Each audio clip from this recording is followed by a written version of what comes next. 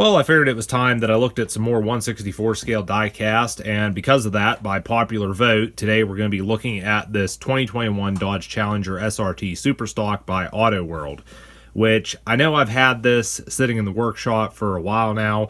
I don't exactly remember when I got it. I just know that I was really intrigued with how this car looked, so I'm really excited to get this out of the box and take a look at it.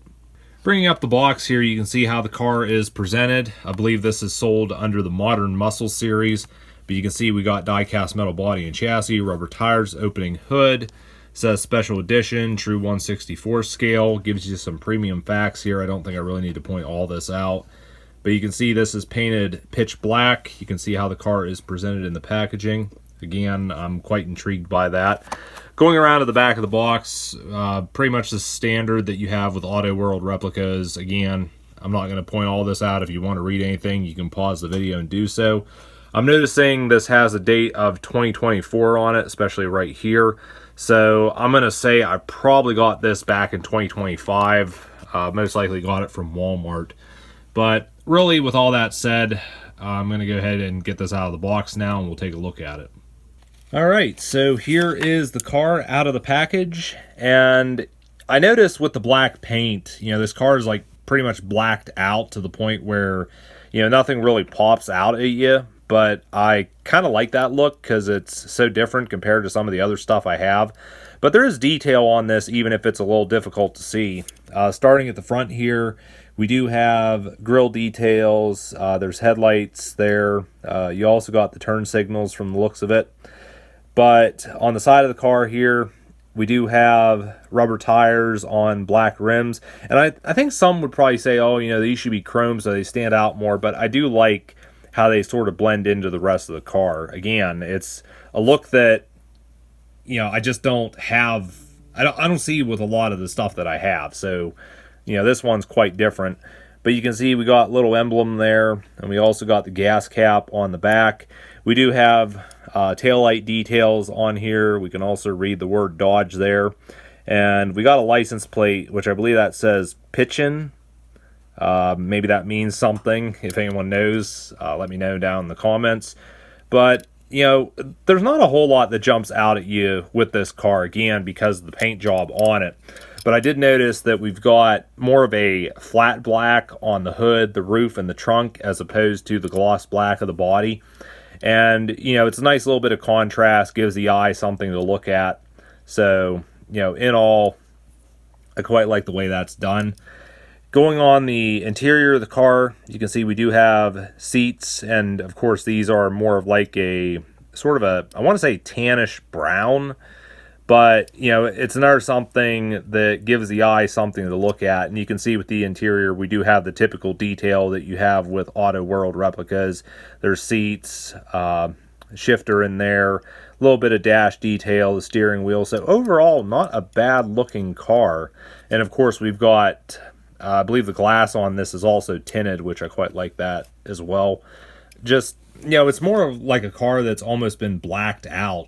I would honestly say that if the windows on the side here were not open, they'd be more tinted glass, and this car would have a very dark look to it. But I think overall, I'm not seeing anything with this car that I don't like.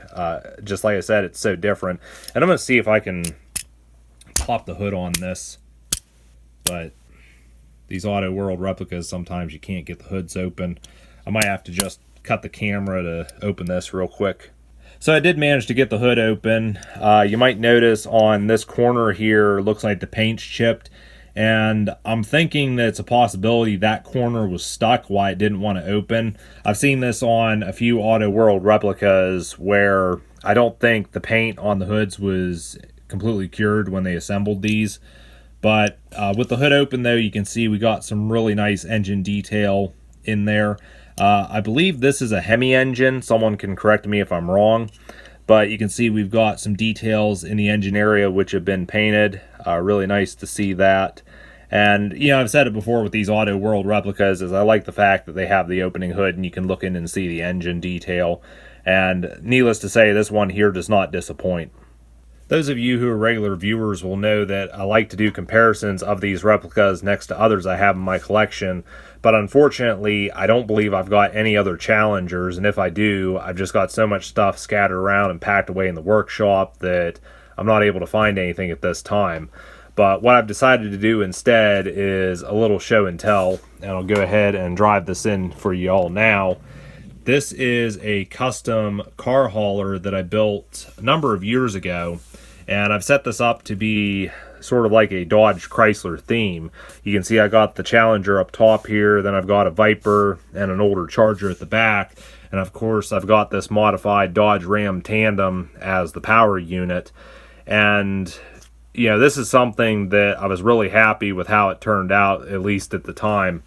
But the main truck itself here, I built this, I believe, early to mid 2010s, and it was quite involved for me at the time. Learned a lot of new things with this. Basically had to take what would be a single truck and put a tandem underneath it, which I believe I also had to stretch the frame. But then there was a lot of work into all this stainless that you see, like the fenders, the deck, the bumper up front. These stacks were actually something I purchased, but the stainless work isn't exactly the greatest. Again, it was something new for me. But in terms of detail, I definitely added quite a bit to this. You could say I got a headache rack on the back. I got the tow mirrors on the side. And then it might be a little difficult to see. I don't really want to bring this up, but there is actually interior detail with this as well. The interior has been custom painted and made to look like it has custom designs. There's supposed to be a sort of a design along the side here as well, but I never put that on because I couldn't. This was before I got into water slides and decaling, so it was, if I was going to put that there, I would have had to freehand it, and I didn't trust myself. But yeah, the trailer, I believe, is more recent. I think I did this mid to late 2010s, and this is all scratch built out of 1mm styrene. The only added parts that I put on this were basically the wheels. These were off of a pickup truck, and then these toolboxes, I think they came from a wrecker truck. But you know, it's a nice little car hauler. This is actually the second one of these I built, because the first one I did, you could actually get 4 cars on it instead of 3, but it was way oversized to be in scale, and it didn't have the nice framework detail either. But yeah, this is just a nice little car hauler I have. You know, you can do setups like this and it makes it look pretty sharp. If possible, though, I would have went with something better than these 2 cars on the back, just because one of these is Golden Wheels, the other one's Hot Wheels, and they just don't have the amount of detail that everything else does. Getting on to my final thoughts with this 2021 Dodge Challenger, you know, again, I like the blacked out paint job this has, and of course you got these subtle details such as the flat black across the top and also the interior, which helps to break that up a little bit, but for the most part you don't notice a lot because of the dark paint job until you get closer and you know, really look at it. And again, that's a look that I like. There might be some out there that don't like this kind of look, which fair enough, but if you're someone who enjoys this like I do, you know, I could definitely recommend picking up this car. Now, unfortunately, because of the time I've had this, I cannot tell you how much I paid for it, but I'm thinking these Auto World cars tend to sell for between $5 to $6, maybe less at Walmart. I know that's where I got mine, but again, couldn't tell you what I paid for it. I have seen these cars have sold on eBay for between $10 to $15, which, yeah, that's not bad, but it's still more than I'd want to pay. And at the time of filming this, there's actually none of these on eBay. So, you know, they do pop up, but apparently they don't stick around very long. But I'd say if you could find one of these, I definitely recommend getting it if it's something you're interested in adding to your 1/64 scale diecast collection. But anyways, I think that is going to be it for this review. You guys can let me know your thoughts on this car in the comments down below. Also, feel free to check out my other pages, links in the description. And I'll hopefully be back again for another diecast review really soon.